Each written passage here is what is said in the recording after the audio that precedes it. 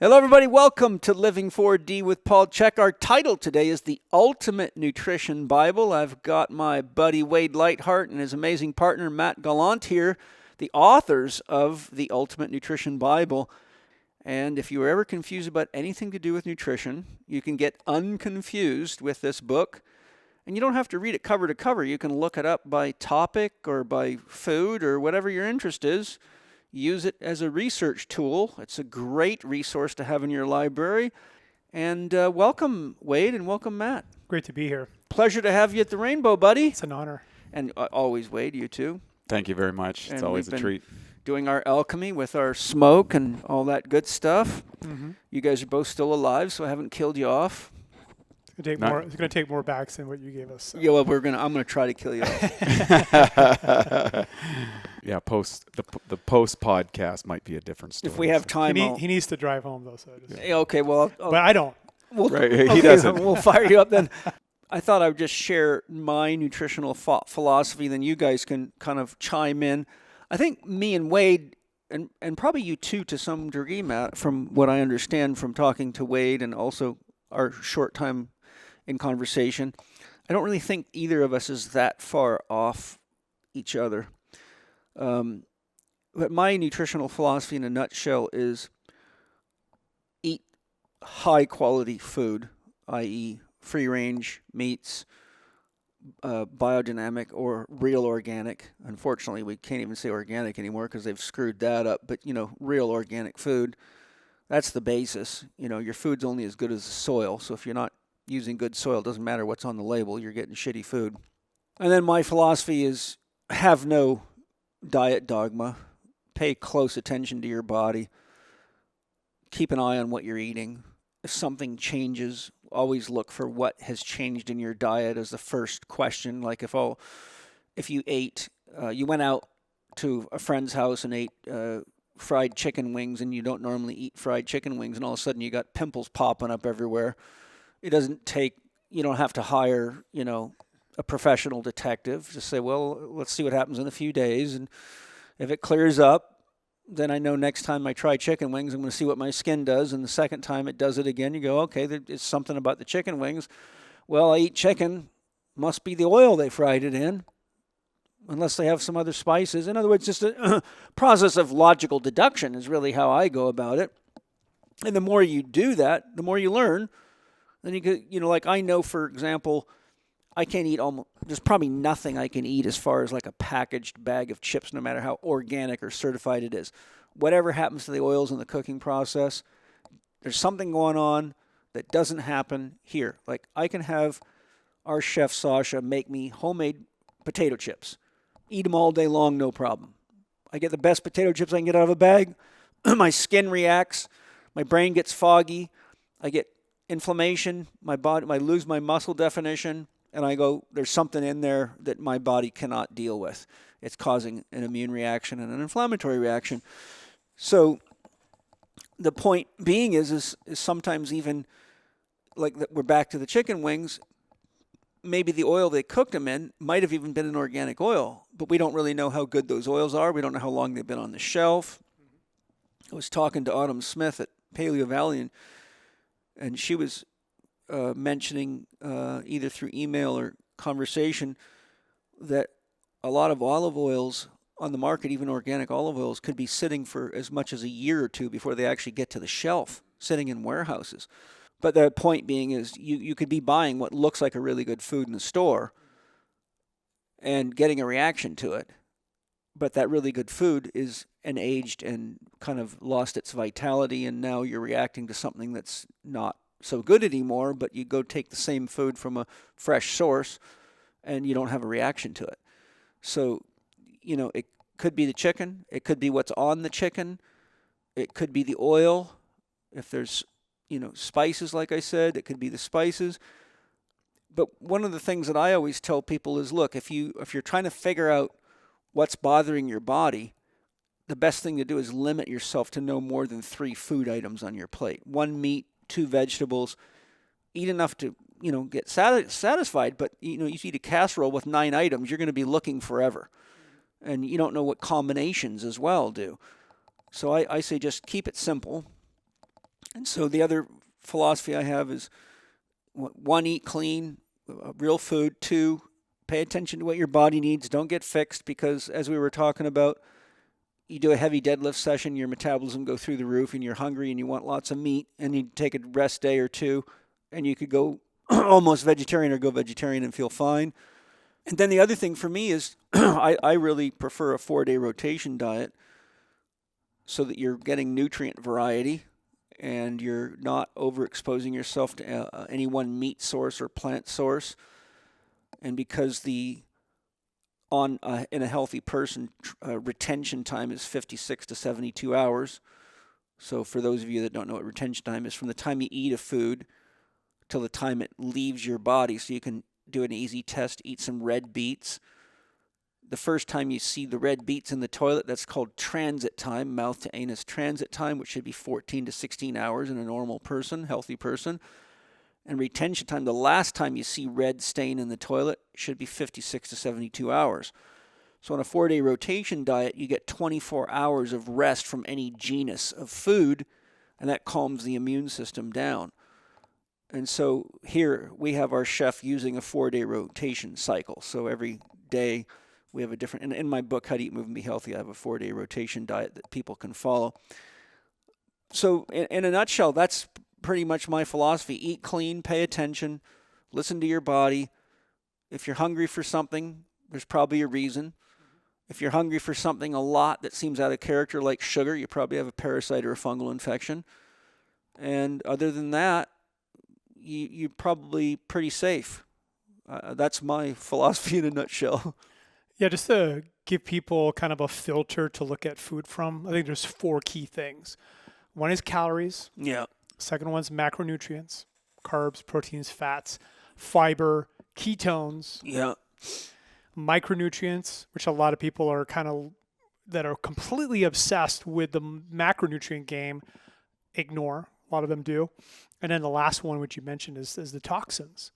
What's the different toxins that are in the food?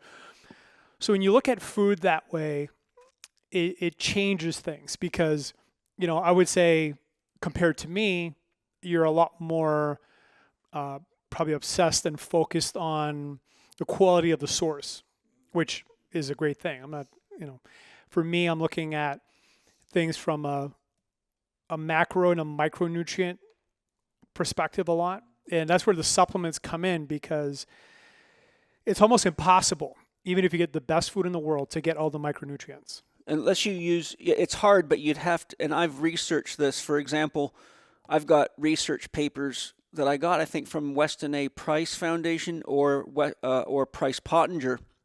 It may have been the British Soil Association, but they looked at the ratio of saturated and unsaturated fats in animals farmed. And they would take sheep or any of the farmed animals, pigs, and they would go to one farm, test the ratios, go to another farm, and they found that every single meat source changed the actual ratio of the fats and other nutrients as well. And in farming, you can do the same thing. You can test a tomato here and a tomato at Bob's farm and a tomato at Bill's farm, even if they're within 10 miles of each other.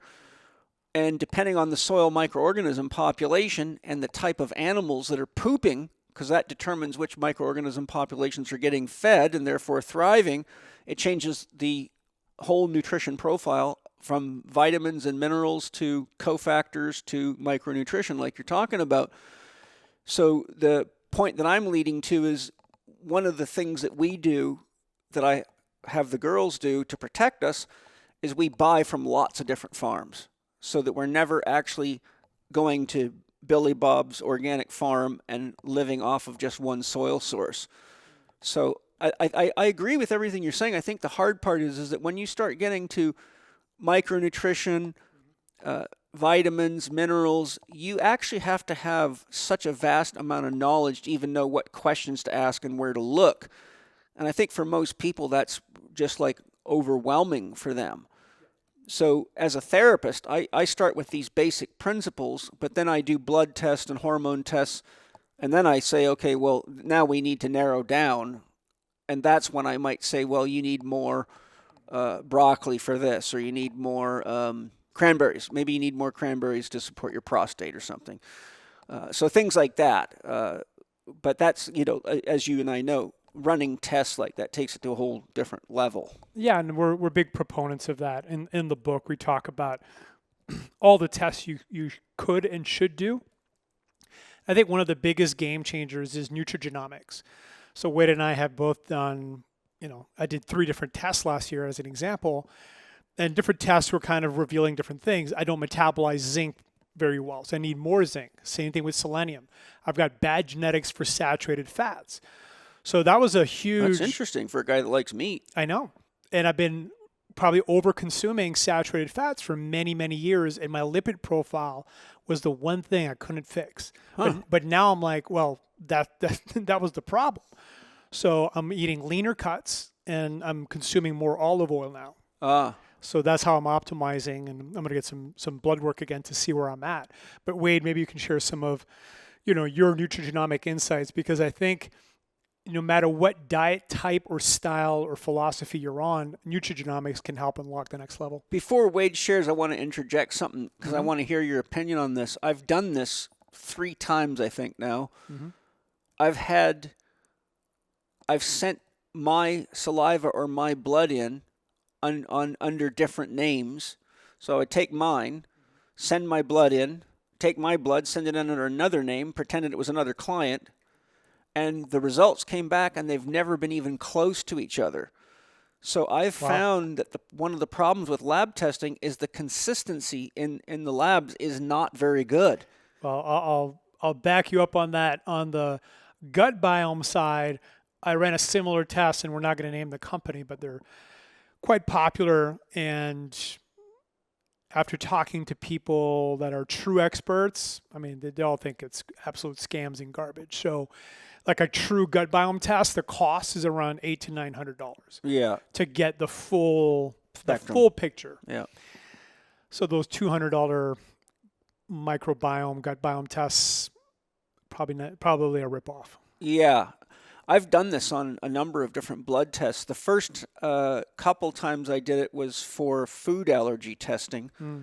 And there was literally, it was like even though it was my blood in both patients, so to speak, there was no comparison. You would think it was completely different person. So I realized, and I actually switched from one company, and I'm being polite by not mentioning, I switched from one company because it pissed me off that there was so much variance. I'm like, this is a useless test. So then I did research and found a company that had a much better reputation and even had languaging on their website about how they've improved consistency. And I had doctors that do a lot of functional medicine tests say this is the creme de la creme, and their test results were no better. I double blood draw came back. You couldn't even tell it. You would never think it was the same person. So anyhow, I just wanted to throw that in there. That doesn't mean I don't use lab tests. I always mix lab tests with observation, empirical observation, and common sense. Because even with all the lab tests we can do, there's still so many. We know there's more we don't know that we can gather with lab tests than we do know. For example, when you look at the complexity of the hormonal system and the interactions with them, so you do a 24-hour cortisol rhythm test, but that's not telling you what other hormone deficiencies or excesses or heavy metal poisonings or parasites or fungal mycotoxins are doing to the disruption of the normal interaction of your hormones. So I tell people taking a lab test is like taking a snapshot. Like if I took a picture of Matt sitting in this chair and said, this is Matt's lab test, and he's got a frown on his face, let's say, it doesn't tell you why he's frowning. It just says he's frowning. In other words, you know that someone's adrenal fatigued or they got too much or too little melatonin, but you don't know why. And that's the job of guys like us to figure out. One of the tricks and why I think, you guys have the solution for this is as people age, their digestive capacity gets weaker. That's Exactly. right. So you got this problem because you need more protein, but you got less capacity to metabolize it and break it down. There's one thing we need to upgrade there, which is we need more amino acids. Yeah. And that's where the enzymes, the hydrochloric acid, and even P3OM as we touched upon, there's only 2 probiotics we've tested in the lab that are proteolytic, which means they'll actually consume protein, break it down into amino acids. So, it's really about getting amino acids and then also metabolizing them in the body. And that's why we're big fans of taking mazazymes in an empty stomach, so we get the proteases into our bloodstream, and they can have additional or different benefits that way as well. I think there's a lot of diseases in poor health because people have too much dead protein in their bloodstream and in their lymphatic system. I think it just turns the body into a sewer. Well, one of the current theories as far as what kills supercentenarians is protein agglomeration in the cells. So basically just this accumulation of protein in the cells that eventually makes the cells stop working properly, and then basically they die. So there's a good book that that's one of the theories they. Well, Panchakarma, the traditional Ayurvedic detoxification protocol, pounds all these fats and herbs into the cell to start pushing out that toxic environment. And people are spending a week on let's say a 21-day cleanse where they're just vomiting and they're having mad diarrhea as part of their detoxification because there's so much buildup of these toxins intracellularly. How the Ayurvedic masters knew that information is pretty interesting when you go to the Panchakarma detoxification pathway. So that's also why so many people get on an elimination diet. I think it activates their detoxification pathways for a while, and enough time goes by. But again, and then a lot of people, and I saw this in the raw food environment so much, is they started reducing their options down to such a restrictive, then they become damaged from the restrictiveness of their. So that which healed them at first, they misidentified the diet problem. So that they thought, I'm going to restrict myself more and more and more until now all they can have is one olive or an orange every week.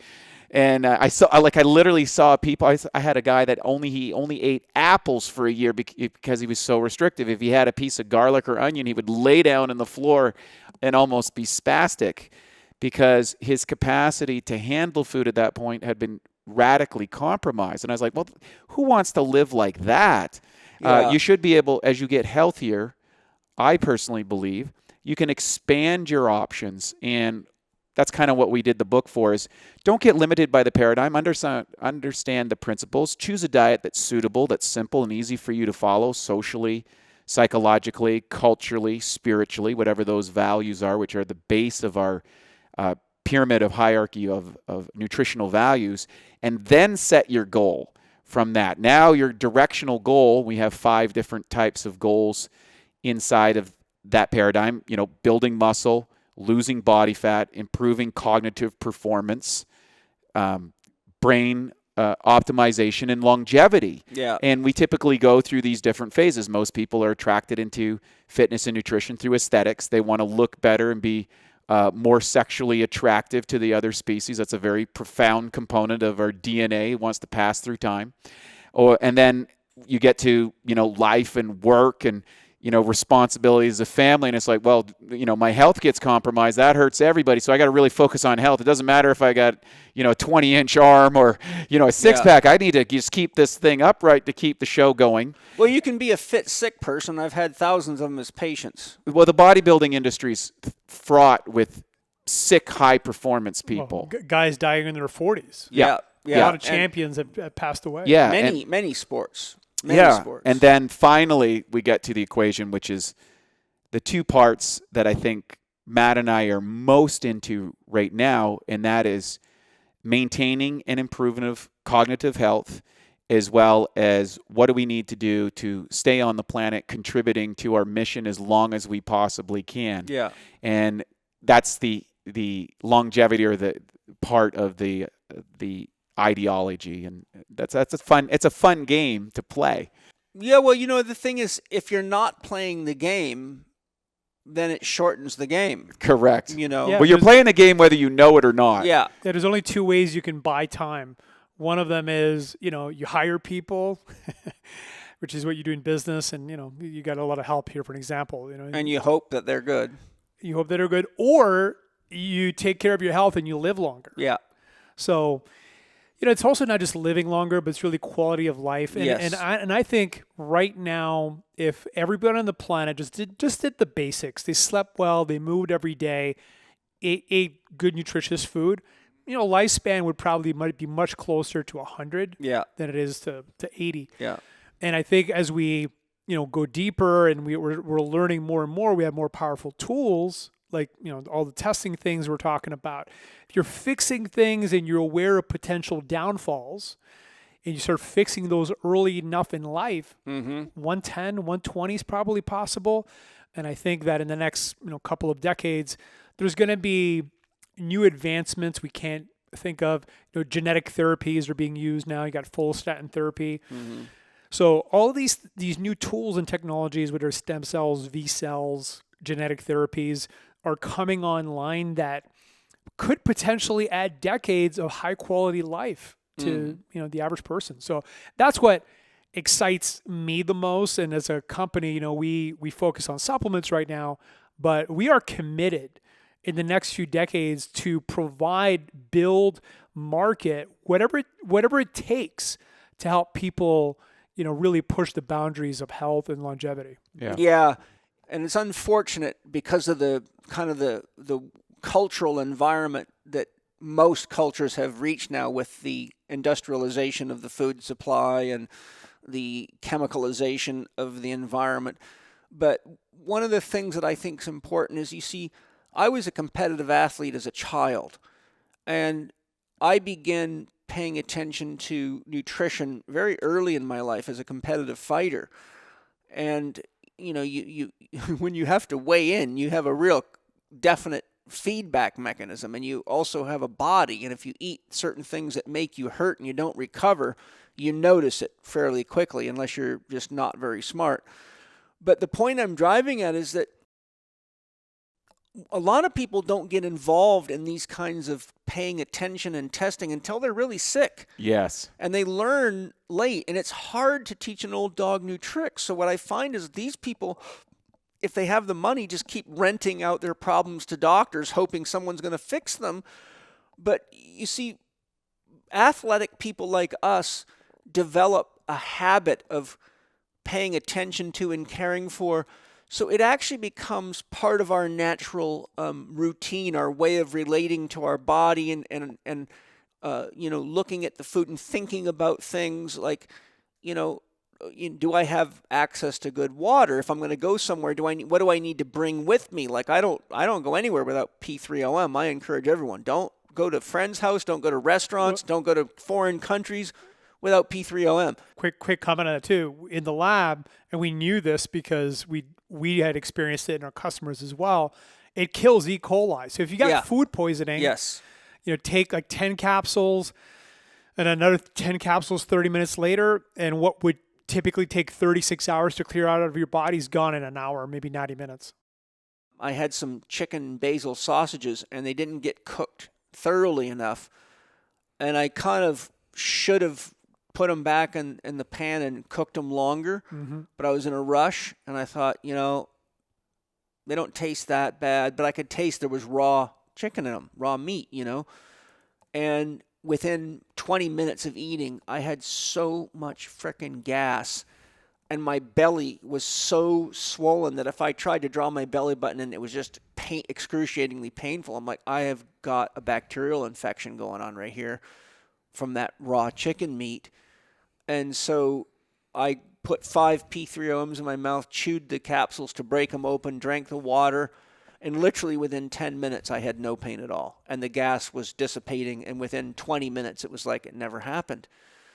But one of the things I wanted to talk about that I think still strangely and utterly a problem after all these years is, you mentioned it in the beginning of the podcast, calories is one of the things. We still have a calorie counting culture, and people don't realize a calorie is not a measure of nutrition. It's a measure of energy. You can get a lot of calories and a lot of energy from sugar, but it can deplete your nutrition resources very, very fast if it's processed sugar, and so can many other things. And so people have got to realize that you can't use a calorie counting model for making sound nutritional decisions. The other thing is that most people don't realize it takes approximately 55% of all the calories you eat just to run a food from mouth to anus. Just the work of digestion, metabolism, assimilation, and elimination. And I have this in my book, How to Eat, Move, and Be Healthy, burns up on average 55% of our calories. So when you're an athlete, you don't, my point is many people are calculating what they're eating based on what they're doing, but they're forgetting that 55% of what you're eating is actually used just to keep the lights on in the factory running. So if you have a lot of stress inside, or you are eating food that's got low nutritional values, your body can actually be short on resources while you're high on calories. That reminds me of the observation I made on the power of fasting as well as longevity studies. In longevity studies, the one thing that they've all come to the conclusion is eat less. Yeah. Well, that sort of doesn't make sense on some level other than what you just said, is the exhaustion of energy production. So what takes a lot of energy in digestion? The production of enzymes that aren't present in your food. Yes. When a tiger eats a zebra, it gets the enzymes with the nutrition. When a horse eats the grass, it gets the enzymes with the grass. Yes. Our food, we don't have that. So I said, okay, well, man, I'm good at fasting, but I really like eating. And I really want to live a long time. So if I start taking more enzymes with my food, I'm going to reduce my energetic cost. Yeah. That was demonstrated when I could eat 85 grams of protein instead of 200. Yeah. So I had a fuzzy logic that became more refined in what was that, how far could I go down with maintaining performance, and then apply that. And so I believe that, and that kind of leads to Dr. Howell's research when he fed the different animals, high amounts of enzymes, raw food, and then cooked food. And the ones that ate the raw food lived longer than the cooked food, and the ones that ate the enzymes, they lived longer. And then a third generation, the problem that started to happen with the animals was strange social behaviors if they had an enzymatically deficient diet. Yeah. They had the increase of genetic-based diseases and the loss of reproductive capabilities. Yeah, that's exactly what Pottinger found with the cat study. Pottinger's cats. Right, and he predicted back in the 40s or 50s that was going to happen to the population. Yep. Now you enter conventional farming. Yep. You invented all these chemicals, an acceleration of that process. Pasteurization. Right, and here we are with people, look at fertility clinics going up, look at the explosion of genetic-based diseases, and just go on social media and you can see the strangeness of social behaviors permeating everywhere. Oh my God. When the disease of confusion of diet, lifestyle, and pollution of the environment ends up in people that control your life, you get a lot of psychopathic behaviors, but we don't notice it so much when it's the guy that takes the garbage out or weeds your garden, because they're not raising your taxes or telling you what vaccinations you have to have or can't have, or what you can eat, or locking you in your house.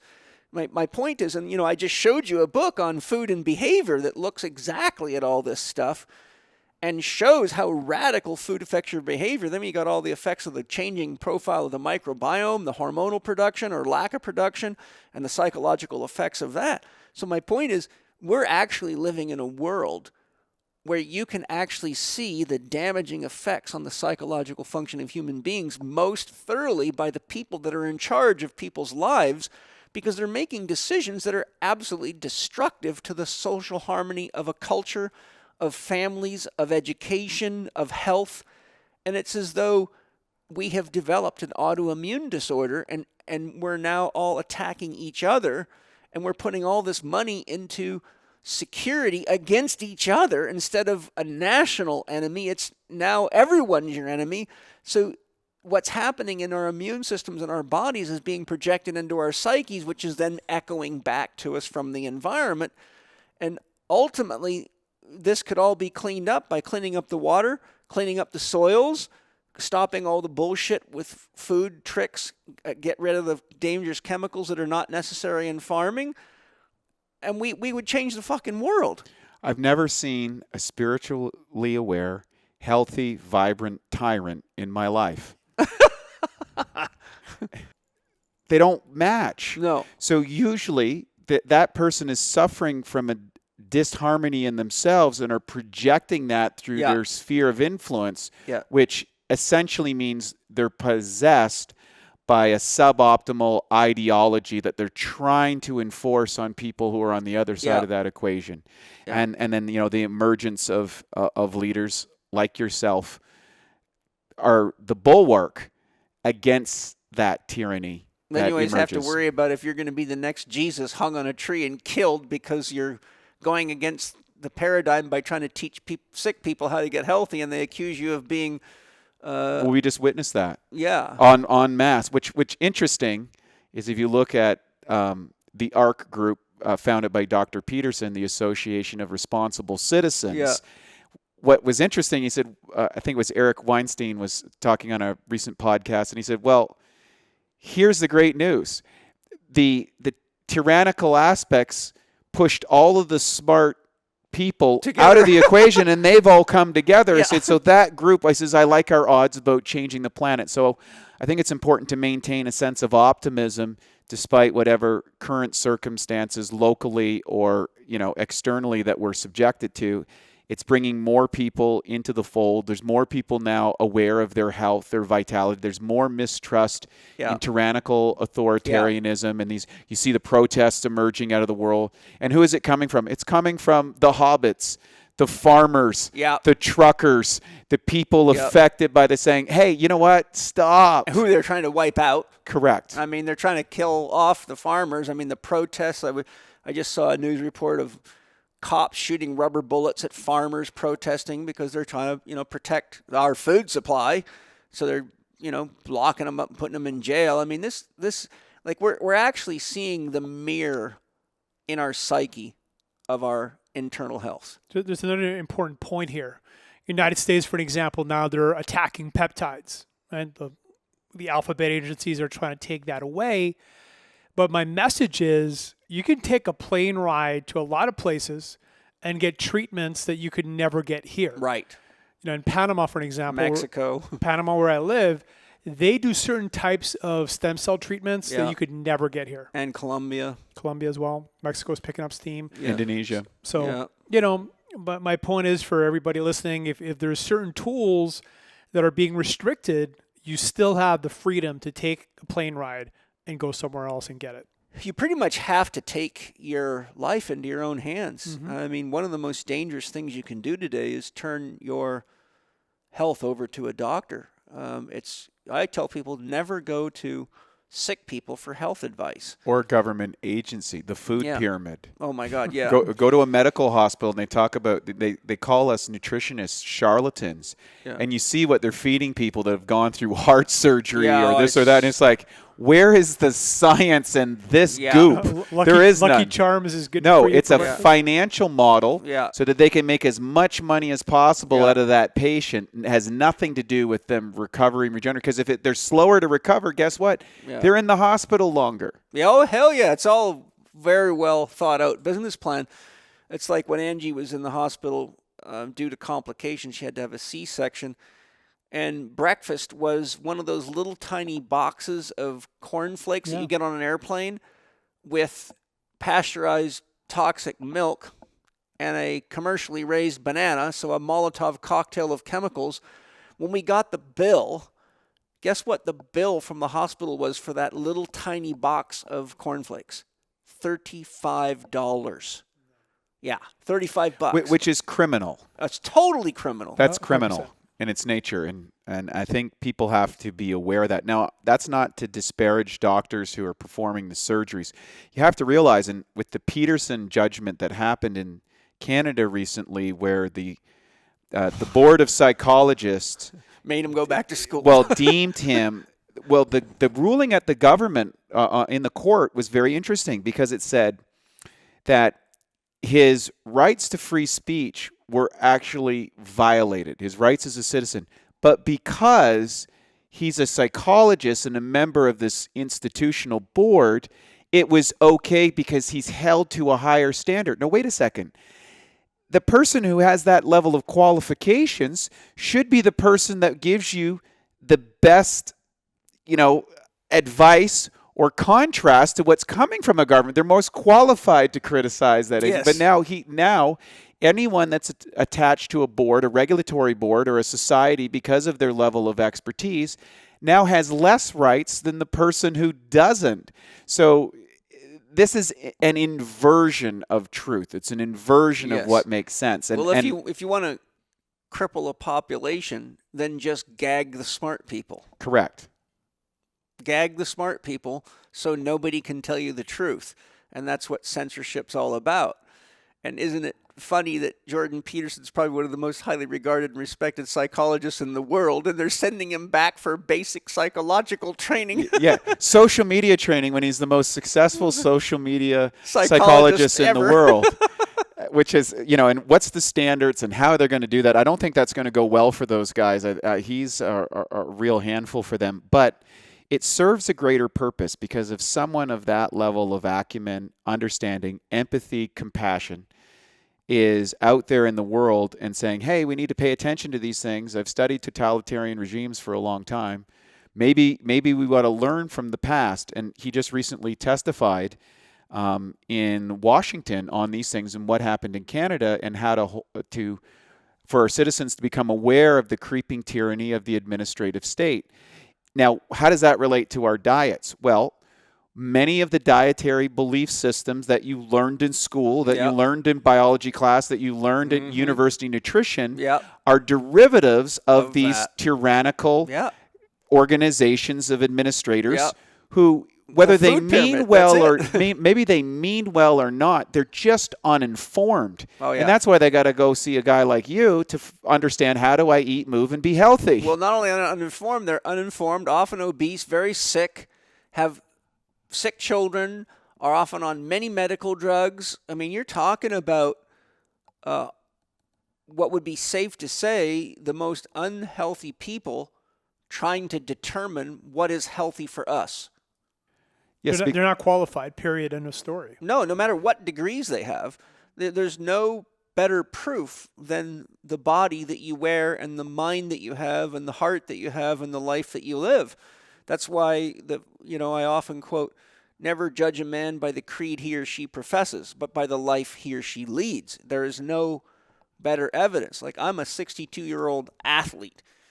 I'm still able to do the things I did in my 30s. That doesn't matter how smart or not smart I am. I can go out to the gym or to the rock garden or to the running track or wherever you want to go and say, this is the results of my living philosophy. And I think if we held people to a performance standard that is much more objective than the academic organizations and standards, which are really more memorization and confirmation to somebody else's cult, we would turn the whole situation around top to bottom. Yeah, my definition of a charlatan is somebody that's telling you what to do, and they're not living that. That's they have not integrated that. So, and there's just a lot of that going on. Well, it's a key example of why we went through the different dietary philosophies so that you could see. It helps you give a lens to filter out the junk from the truth and then apply your own intuitive experimentations on it and getting you do need appropriate experts, but those experts usually come from references of small groups of people. For example, a Chek practitioner. I've never met a Chek practitioner that I saw living out of alignment. I've noticed that there is a commitment to health. There's an understanding of health. There's a practice of it in their life. So whether they're a nutritionist or they're a medical doctor who's gone through the Chek Institute, I go, okay, I know that foundationally and fundamentally that person's sound, so I'm going to trust the expertise that they spent these years for much greater than someone who might have even what's considered by the regulatory agents more expertise, but not applied expertise. And that's one of the great services. I think you told us today it was over 63,000 people have been through the Institute. Yeah, what a service to mankind that's been. I'd love it if you would give an overview of your nutrition Bible, because we've talked about a lot of things and we've had a lot of conversations on a lot of things that are very, very important. But I think for the listener, it would be really good to sort of have an understanding of, why would they want to buy this book? Yeah, I think there's something in here for absolutely everyone. Yeah, it's a big book. So we start out by talking about why diets fail, which is really important. Yes. We talk about why pretty much every diet works for a while, but many of them typically fail. We talk about that. We talk about the 5 goals: building muscle mass, losing body fat, athletic performance, cognitive performance, and living a long, healthy life. And we broke down the book into those 5 goals. So for each one of those goals, there's almost 200 pages of content just for fat loss. So if somebody struggled with that, they can just read that and pretty much get everything they need. Everything from the psychological side, the emotional side, which I think when you look at nutrition, you can't just look at the nutritional part. No. The psychological and the emotional side is just as important. I mean, most people that are obese are using food as an emotional coping mechanism. Yes. Right? And it's the psychological side that's making the decisions of what foods they eat. Exactly. So there you go. It's a feedback loop. Sick body, poor decisions. Poor decisions, sick body, whether it be overweight, whatever it is. So you always have to have that 2-pronged approach. You got to deal with the behavioral apparatus, the belief system, the perceptual apparatus, the spiritual orientation, and then you got to deal with the foundational health principles of the body. Then the next section is like every diet decoded. So we decode keto, plant-based, raw food, paleo, if it fits your macros, which it's worked incredibly well for building muscle and getting people lean.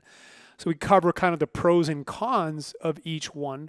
And then we wrap up with what we call, universal nutritional optimizers, which things like digestive health, no matter what diet you're on, if you optimize your digestive system, you're going to be healthier. Yes. Nutrigenomics, you're going to be healthier. Then we cover kind of all of the bad guys of nutrition, from leaky gut to nightshades to certain things people have probably never heard of, which only apply to a small percentage of the population. And one of the things that drives Wade and I, it's a little bit crazy, are these, health nutritional experts going on social media and demonizing certain things, whether it's phytic acid or whatever the latest enemy is, because, those are problems for a very small percentage of the population if they overdo it, which almost never happens. Yeah. So we're here to kind of just educate people and stop the fear mongering is really one of our goals. And then we wrap up. But, I'd say one of our main goals is we want to give people nutritional freedom. Because if you start going on Instagram, TikTok, and you fall into those echo chambers, you're going to leave with more fear than empowerment. And confusion. Yes. A tip I would throw in there too for people: the first place to look is the food you eat the most. That's usually where your culprits are at.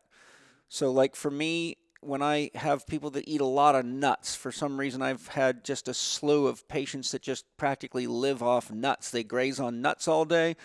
And if they have poor enzyme performance or not enough raw food in their diet, or their stress has weakened their digestive ability, then I tell them you got to soak those nuts and break the phytic acids down and see how you do. And if that doesn't do, then you got to take time off. We got to build your digestive ability back up. We got to get you on the right enzymes. So the key point is the culprit's almost always in the foods you eat the most, because that's what your immune system's most likely to be reacting to. Yeah, rancid fats, for example, with nuts is one of the predominant problems with nuts. And I love nuts, but you have to be mindful of the quality of the food that you're putting in, which goes back to one of your foundational principles. Yeah, it's true. Matt and I made an unbreakable commitment to health and vitality. And we've committed our lives to that. We've committed our company to it. We put our time, our effort, energy into this. Why did we do that? Well, we learned a long time ago when we were personal trainers, and we had the capability and the know-how to transform people's life. We never lost that juice, if you will, from doing something to help someone else. And that's why we wrote the book. That's why we make the products. That's why we have the company. And with that, there's something really powerful to recognize in that process. Why do we feel good when we help another person, when we help them resolve a real challenging aspect in their life, something that they've struggled with, that they don't want their kids to inherit, that their loved ones are affected and they're scrambling for ideas. I remember that when my sister was dying of cancer and my parents were putting everything they had into it and they were listening out to all the experts and there was nothing they could do. And I've talked to them extensively and I talked to my sister in that dying process and it impacted me in such a great way that your health and your vitality, your health is not a guarantee, your life is not a guarantee. And getting these things in order and protecting yourself and being able to discern between what's right for me and what's not right for me, how I can address that with confidence.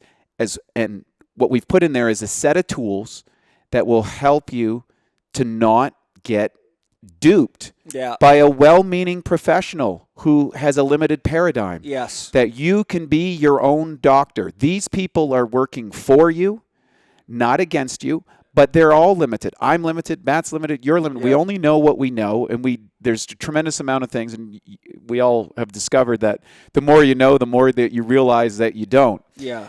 But that feeling of transferring the value of health and vitality to other people and seeing people's lives transform, seeing people get healthier, have more vitality, to be able to deal with the stresses of life, the oversight, the tyranny, the whatever that they're facing at this life, and that sense of hopelessness and helplessness that they may be experiencing right now.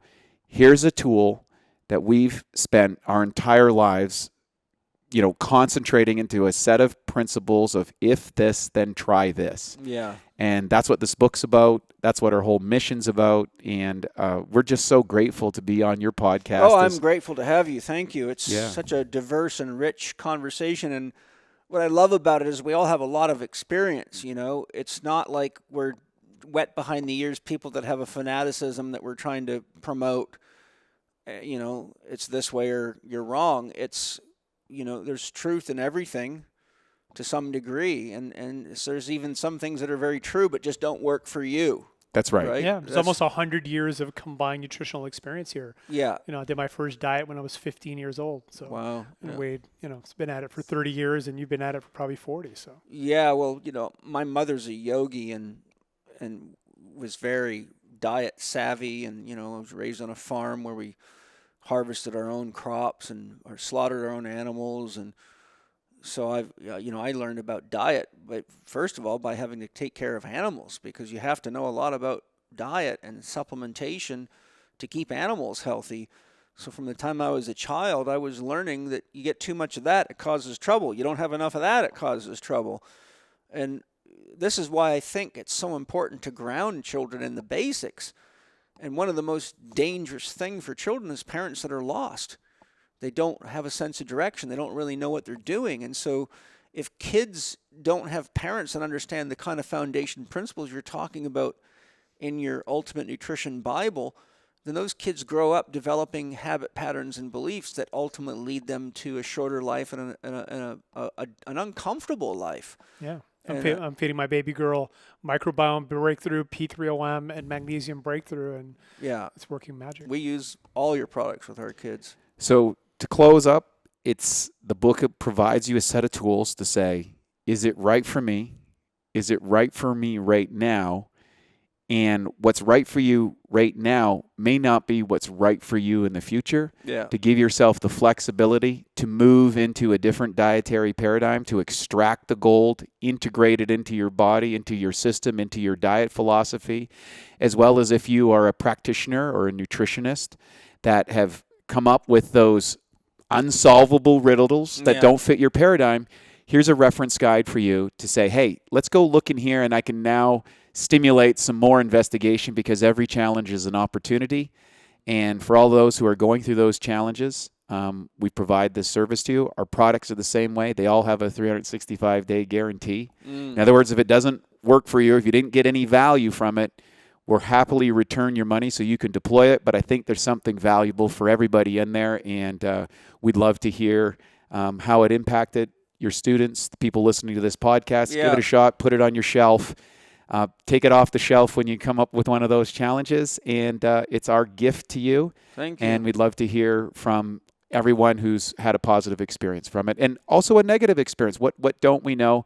I welcome those challenges as much, because that spurs us on to the next set of investigations and experiments. I think one thing I would say to conclude the podcast is that we have to realize that education is a form of nutrition. And if you don't have a good basic education, you have a nutritional deficit. Meaning that if you don't understand the kinds of things we're talking about and what you share in your book here, the Nutrition Bible, that you have a nutritional deficit at the level of intelligence. And ultimately, the world and the universe is created out of energy and information and frequency. And food is energy, information, and frequency. And we are energy and information and frequency. And if we don't have the awareness of what energies, what information, and what frequencies create coherence or harmony or stability, then we can have a PhD in nutrition and be an obese, unhealthy person. And I've seen this 1,000 times, as have both of you. So I think from a general perspective, one could look at this book as education nutrition. And, you know, like a physician has a physician's desk reference to look up pathologies and what drugs work for it. I think this is more like a correlate, but it's a health reference, a diet and lifestyle health reference guide that you can say, well, you know, I'm not feeling good. I've been eating on such and such a diet. Let me look in the book and see what some of the options are. And like you said, what are the pros and cons? Because it's very hard to get this information without a bunch of bias on it. Well, that was our main goal. We wanted to write the most complete, unbiased nutrition book that was ever written. Yeah. And I think we accomplished it. And by the way, if people prefer video as a form of information, energy, and frequency, we filmed all of the content in a video format. Oh, good. Beautiful video editing. So if people click the link, and of course we'll provide all of your listeners with a discount, they can get the book and the video course together. Oh, that's very good. Yeah. Plus, for those that are inclined for scientific validation, there's over 500 references that have been reviewed by a PhD to determine whether the validity of these studies were done. There's also another extension, which is a complete guide to nutritional supplements, what they do, how they work. Oh, great. That's Join our also plus pages. those are also additional components to the book offering. And there's also some recipe books that are available for people if they're not experienced with a certain type of diet, and they go, well, how do I eat a plant-based diet and be healthy, or how do I eat a carnivore diet or be healthy? Yeah. Like, we have books so that can spur their own discoveries about making meals that are healthy and vital and support their needs. So it's a really robust encyclopedia of options for people, no matter where they are if they're a rank beginner or someone who is a deep expert with decades of experience. They're going to find value from it, and again, we're blessed to do it. And I want to thank Matt for having the courage for 20 years. A lot of people don't hear from Matt, but he's a guy that is really dedicated to the science. Our laboratory that we have, where we're actually doing the research to not only just go beyond lab assays, but to actually see if this is bioavailable. We spend a tremendous amount of money on it with our lab in Bosnia to make the best products and to come up with the right conclusions. So you can trust the information that's in there, that it meets the highest levels of, rigor, examination, and again, exposing. And there's many things that we discovered in the production of that book and over the last 20 years that were counter to belief systems that we had. And the value of taking apart our own paradigm blindness has been extremely valuable. And if there's something we can encourage people to get, is to recognize there's going to be things in there that's going to expose a paradigm bias that you might have. And we're asking you to sit with it, reach out to it, investigate it, and then come back with your questions. We've got a great social media, the Bio Tribe, an internal place where we answer questions specifically or direct people to aspects that they need resolved in order to kind of move forward with that paradigm. Wade, you and I have never had a podcast that wasn't fun and exciting and interesting, and I've always had great feedback, and it's great to have you, Matt. I know you live a long ways from here, so look forward to having you back again. No, the Paul Chek hype is real. So for anybody who hasn't been here to your compound, if they get the chance, definitely take advantage of it. Thanks. Been hearing a lot about it from Wade and from other people. So, yeah, I mean, you've got an incredible life and world that you've built, and I'm going to take that away with me, and it's going to inspire me to, in many ways. So, thank you. Yeah, well, thank you. I mean, I really have. It's been very important to me my whole professional career to be true to what I teach. And, you eat, sleep, breathe, and shit your philosophy. And I think that's what's missing in the medical system. That's what's missing in all these cultish nutritional systems. I mean, I must have had 35 vegans come to me, usually with cancer and other serious health problems, sitting and arguing with me about how good veganism is when I tell them that we need to change their approach. And I have to remind them, you are here paying me $750 an hour because your diet's not working. Why are you trying to defend the disease when I can help you upgrade your philosophy, be much more healthy and much more vital, and learn? And that's the difference between being in a cult and being an open-minded person who really genuinely wants to be a healthy person. And just a caveat for all those vegans who want to win that argument with you, come over and I'll handle those questions for you, because I did figure it out on that level, and I'm grateful for that experience. And I did that out of a lot of constraints, a lot of experiments, and that's not to advocate veganism. I'm here to advocate health. Yeah. And that's the differentiation. I'm not here to advocate for a plant-based diet or a keto diet. I'm here to get you the result you want, which is to be a healthiest, most vital person in the world, because that allows you to contribute your unique gifts, your unique capabilities to the human organism. As I suggested earlier, we're all just single cells in the human body throughout all time. We're the product of the 10,000 generations or so before us. Yeah. And what our decisions that we do today echo in time for 10,000 generations to come. And that's a profound impact of how your decisions today can impact not just you, but the people like you talked about. You've impacted millions of people with your information, and we hope to do the same with the Ultimate Nutrition Bible. Yeah, well, I'm sure you're going to, and I'm glad I can help you get it out to people. I have told far more meat eaters to quit eating so much meat and put countless people on vegetarian diets as part of a detox and a cleansing and a revitalizing program and get them to eat more raw food. So though I may sometimes mention vegetarian and veganism, I'm more speaking to the cult aspects and the self-limiting aspects of it.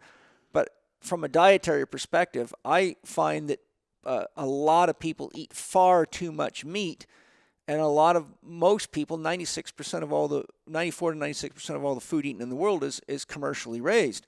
So I tell people, even if you're eating the right amount of meat for your bodily needs, but it's coming from a commercial source, you're poisoning the hell out of yourself.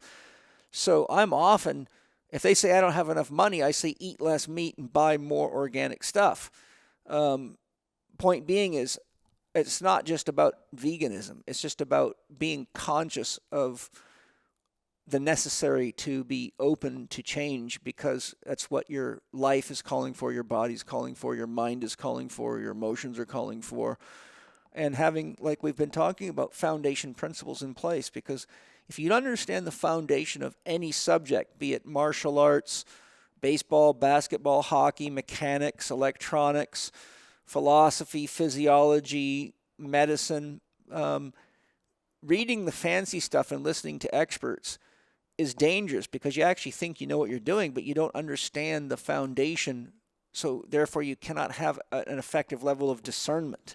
Every ism is a prism. Yeah. And from that, what we hope people get is freedom from the paradigms that have limited them, and an expansion of their awareness so that they can live a healthy, long, productive lifestyle. Yes, perfect. Well, thank you, both of you. Thank you for your sponsorship of my podcast. I really am grateful. I tell everybody, like I'm going to tell them now, the reason I use BiOptimizers products is because they actually do what they say they will do, and they give a 365-day money-back guarantee, which means they're not worried about you not getting the results you want. And the guys that you've just been listening to are sharing the products that they created out of their own philosophy with the same morals, ethicals, and values. And that's what I'm after. So thank you to you guys, and thank you to the other sponsors of the podcast for your great products and for giving us an opportunity to use our money to vote in positive ways. Because I know money that goes to BiOptimizers gets used for research and development to make better products and healthier people. And all my other sponsors, whatever you're spending money on them, they're enhancing the quality of the soil, they're enhancing the quality of an animal's life, a plant's life, and making a positive impact on the world. And today the political system is so broken, but the one thing we do have is we vote with our dollars. Correct. And thanks for joining me, you guys. I hope you all enjoy applying some of the principles we talked about today. And I think now is more important of a time than ever to get yourself healthy, because we're living in a very toxic environment. And I know from my own life, if you drink clean water and eat good food, exercise, do some saunas, some cold plunge, keep your system moving inside, detoxify, occasionally, like every 6 months to a year, depending on whether I forget or not. We all do parasite cleanses, whether we need them or not. We, monitor so that we don't overdose on sugar and create fungal problems. We just look at the basics and listen to our bodies. And I think if you walk away from this podcast knowing that it's really about paying attention to a few key things, you'll be a lot better off. So lots of love, guys. Thanks again. Thanks for driving all the way down from LA. And I look forward to sharing something new and exciting and interesting with you next Tuesday. Bye-bye. Thank you for listening to Living 4D with Paul Chek and today's guests, Wade Lightheart and Matt Gallant. You can get Matt and Wade's book, The Ultimate Nutrition Bible, on Amazon, or visit bioptimizers.com/ultimate-nutrition-system for a special bundle of the book, Ultimate Nutrition Course, Ultimate Nutrition app, and 6 additional ebooks. That's bioptimizers.com/ultimate-nutrition-system. Save 10% on all BiOptimizers products by going to bioptimizers.com/living4D and using the code Paul10 at checkout. That's bioptimizers.com/living4D and the promo code is PAUL10. You can find BiOptimizers on YouTube, Instagram, TikTok, X, and Facebook at BiOptimizers, and catch up with Paul on Instagram, TikTok, and Threads at paul.chek, on X at Paul Chek, or on his YouTube podcast channel, youtube.com/living4D with Paul Chek. Watch more on Paul's blog at paulcheksblog.com or visit the Chek Institute site at chekinstitute.com to find Paul's e-learning courses, advanced training programs, and to learn more about the Chek Academy. You could read the show notes and find links to all the resources mentioned in this episode at chekinstitute.com/podcast. Again, a big thank you to our premier sponsors, BiOptimizers, Paleo Valley, and Organifi. We could not produce this podcast without their support. As you heard, all our sponsors offer special discounts for our listeners, so please visit the show notes page at chekinstitute.com/podcast for links and details. And if you enjoyed today's episode, please consider leaving us a 5-star rating and a warm review on the podcast platform of your choice. This podcast is available on Apple Podcasts, Spotify, Amazon Music, Audible, and YouTube.